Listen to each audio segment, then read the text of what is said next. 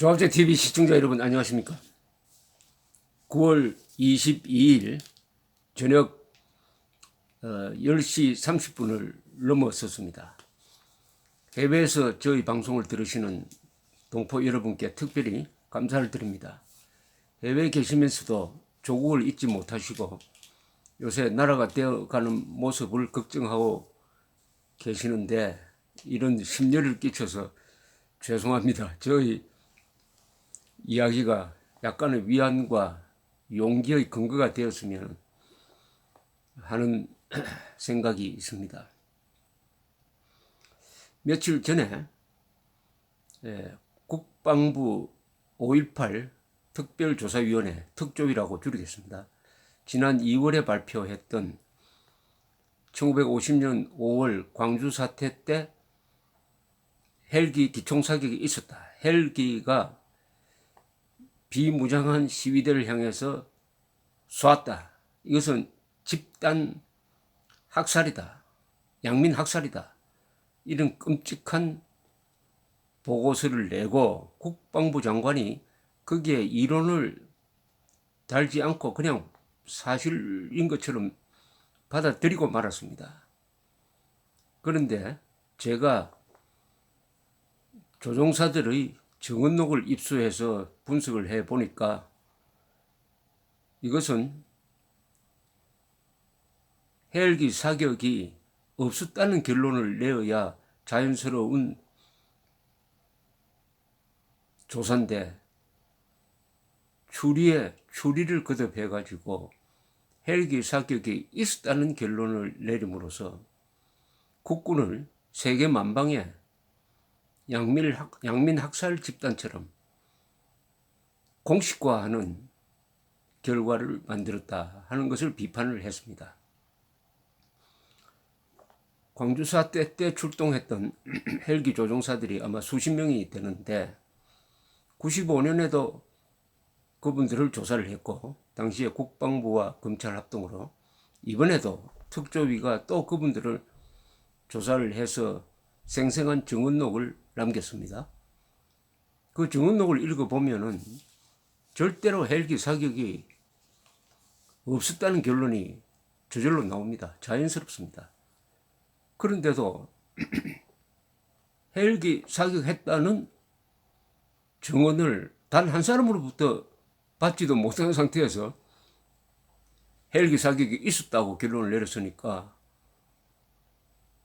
그러면 뭐 유령이 사격을 했다는 이야기인지, 더구나 사격 명령이 있었다고 하면은 이때 출동했던 조종사들 다수 또는 전부 다일지 모르죠. 그 사람들은 양민 학살범이 됩니다. 양민 학살범. 이 사람들은 명단에 다 지금 자료에 남아 있어요. 그러면은 시간이 흘러가지고 이 사람들을, 이 조종사들을 양민 학살범으로 30년 뒤, 40년 뒤 몰면은 어떻게 됩니까?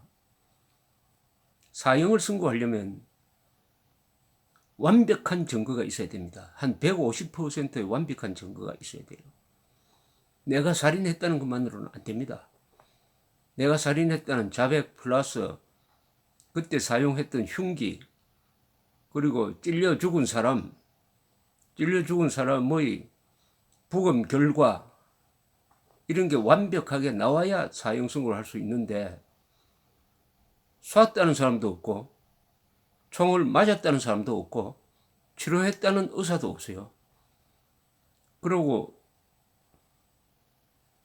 사격을 했다면 수만 발이 나갔을 겁니다. 수만 발 포탄 자국도 없습니다. 전일 빌딩에 박힌 자국에 대해서는 조종사들은 부인합니다. 그것은 절대로 헬기에서 쏜 기관총이나 발칸포일 수가 없다는 거죠. 그러면 어떻게 이런 결론이 나옵니까? 무죄를 선고해야 되는데 사형을 선고한 결과가 되고 말았습니다. 특조위.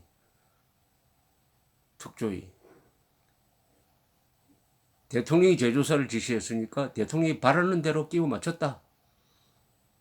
이렇게 의심할 수밖에 없어요. 이런 의심할 수밖에 없는 보고서가 되고 말았습니다. 다행히 보고서가 남았어요. 보고서를 읽어보면 그런 결론이 나올 수가 없습니다. 조사는 뭐 그럭저럭 했어요. 그러나 그런 결론이 나올 수는 없어요.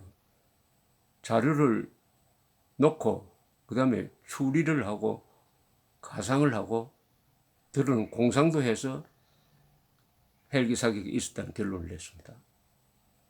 더구나 이 조사 과정에서 중요한 사실이 하나 확인이 되었습니다. 책성머리에 있는 지휘관들은 무장 시위대를 향해서 헬기 사격을 하라고 명령을 내렸습니다. 그러나 조종사들이 그렇게 하면 안 된다. 그렇게 하면은 억울한 사람이 다치고 죽는다. 해서 그 명령에 이의를 제기합니다. 나중에는 구두명령은 안 된다. 문서를 해주세요. 합니다. 이렇게 들이대니까 상관도 물러나서 문서 지시를 하지 않고 사격을 안 한 데 대해서 뭐 문책하지는 않습니다. 그냥 그대로 넘어가요. 즉 사격 명령은 있었어요. 구두 명령입니다. 사격 구두 명령은 있었지만은 서면 명령은 없었어요. 그 구두 명령에 대해서 이의를 제기했습니다. 상당한 여러 조종사들이 그랬어요. 거기에 대해서 상관이 납득을 했습니다. 이게 중요합니다. 납득을 했어요. 내가 책임질 테니까 항명하지 말고 쏴. 이렇게 하지 않았어요. 이 정도의 상하 간의 의사소통이 되었습니다. 못 쏘겠다고 한 조종사가 벌 받은 게 없어요. 이러면은 이게 학살 군대가 아니잖아요. 괜찮은 군대 아닙니까? 이 정도면. 이 정도 의사소통이 된다면. 민주적으로 이루어진다면. 지금 정권 안에서 이루어지는 상명하복보다는 훨씬 더 유연합니다. 그리고 못 쏘겠습니다 하고 한 조종사들은 이 표창감입니다. 그냥 명령을 받고 쏘았으면 정말 수십 명, 수백 명이 죽었을 겁니다. 이번 조사를 통해서 가장 중요한 발견을 했어요. 그런데 특조위가 이들을 양민 학살범으로 모은 거 아닙니까? 영웅을, 정의로운 사람을 학살범으로 모으면 됩니까? 이 1995년 5월 15일 진술조서에서 보면 말이죠. 103 항공대대장이라는 분은 이렇게 증언을 했어요. 김모모 장군이 저에게 코브라로 코브라 헬리콥터 종류입니다. 코브라로 광주천을 따라 천에다가 위협 사격을 하라고 지시하여 코브라의 경우 20mm 발칸으로 사격을 하면은 그 위력이 엄청나 천 내갑니다. 냇물에다가 사격을 하여도 파편으로 수많은 인명피해가 생긴다면서 불가함을 보고하였음. 이에 김 장군이 배속이 되었으면 시키는 대로 하지 무슨 말이 많으냐고 hir난하여 제가 그러면 서면으로 지시를 해달라고 하였으나 서면 지시가 없어 사격을 하지 않았음. 이렇게 되어 있습니다. 아주 아래 사람이 위 사람에게 당당하게 대합니다. 506 항공대대장은 95년 5월 24일 이렇게 진술했습니다. 김모모 중교사 전투발전부장이 항공대장 도청 옥상에 있는 대공 화기 진지를 제압하라고 지시. 저희가 도청 옥상에 있는 대공 진지를 단발로 제압할 수 있는 것도 아니고 기관총 사격의 경우에는 한 번 방아쇠를 당기면 아무리 적은 양이라도 수십 발이 한꺼번에 나가기 때문에 주위 민가에 피해가 야기될 수 있으니 사격이 곤란하다고 하면서 정의 사격을 해야 한다면 정식 서면 명령서를 달라고 하였더니 그 장군이 흥분을 하여 무슨 말을 하고는 들어갔는데 그 후 다시 지시를 받은 사실이 없음. 그러니까 구두 명령은 안 된다. 서면 명령을 내려달라니까 안 내렸다는 겁니다. 그러니까 안 쐈다는 거예요. 앞에서 잠시 설명드렸는데 이건 중요하기 때문에 더 자세히 설명드릴 사건이 하나 있습니다. 1980년 5월 24일입니다. 5월 24일 이제 광주가 무장 시민군에 의해서 장악된 이후입니다. 5월 24일 오후 1시 55분경 공수 11여단 63대대가 광주 송정리 비행장으로 이동하기 위하여 효천역 앞에 이르렀을 때 부근에 매복하고 있던 전교사 보병학교 교도대 병력이 이들을 무장시위대로 오인을 했습니다. 옷차림이 남루했습니다. 그래서 선두 장갑차와 후속 트럭에 90mm 무반동총 4발을 명중시키는 등 집중사격을 가했습니다. 11여단 내 교도대 병력이 그래서 아군끼리 전투가 생겼어요. 나중에 보니까 63대대 병력 9명이 사망하고 대대장 등 군인 33명과 마을 주민들이 총상을 입었습니다. 이 큰 사고입니다. 이 전쟁을 하면 아군끼리 5인 사격이 상당히 많습니다. 9명이나 공수부대원 9명이 아군에 의해서 죽었습니다. 광주 사태 때요. 경찰관 그리고 경찰관 4명 죽고 군인 23명 죽었으니까 27명이 죽었습니다. 그 중에 9명이 5인 사격에 의해서 죽었습니다. 이 사건 직후에 그러니까 교도대하고 공수 11여단이 상호 5인 사격을 막 하고 있는 그 상황입니다. 그 상황에서 이정부 육군 1항공여단 31항공단 103 항공대대장이 출동을 합니다. 이분이 증언이 1995년에 자세히 95년 자료에 보면 자세히 나와 있었어요. 이분이 아주 이게 영화처럼 이렇게 설명을 합니다. 한번 들어보십시오.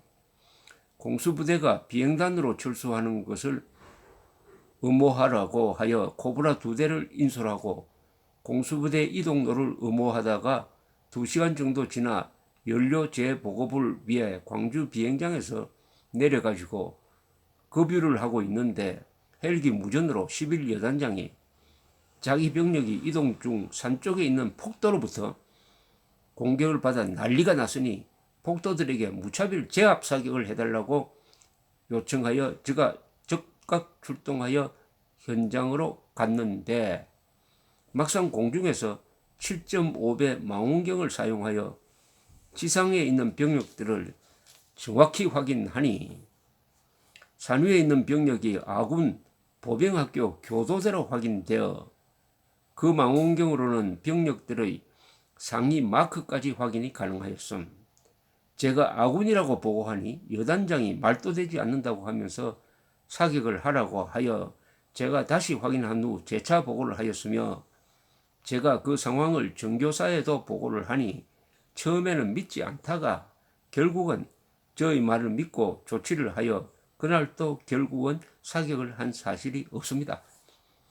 11여단장은 자기 병력이 산 쪽으로부터 공격을 받으니까 폭도인 줄 알고 출동을 시켰더니 이 이정부 항공대대장이 위에서 내려다 보니까 망원경으로 보니까 아군이더라. 폭도가 아니더라. 이렇게 보고를 하니까 무슨 소리냐. 그래도 쏴라고 했더니 또 재차 확인하고 아니다. 이렇게 해서 그날 쏘지 않게 되었다는 겁니다.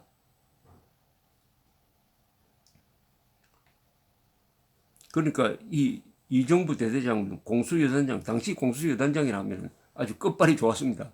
왜냐하면 12.12 주체 세력이거든요. 전두환 보안사령관의 직속이니까 공수여단장이 사격 명령을 내렸으면 웬만하면 했을 텐데 이 강단 있는 조종사가 2번이나 거부합니다. 그런데 참 희한한 일이 벌어졌습니다.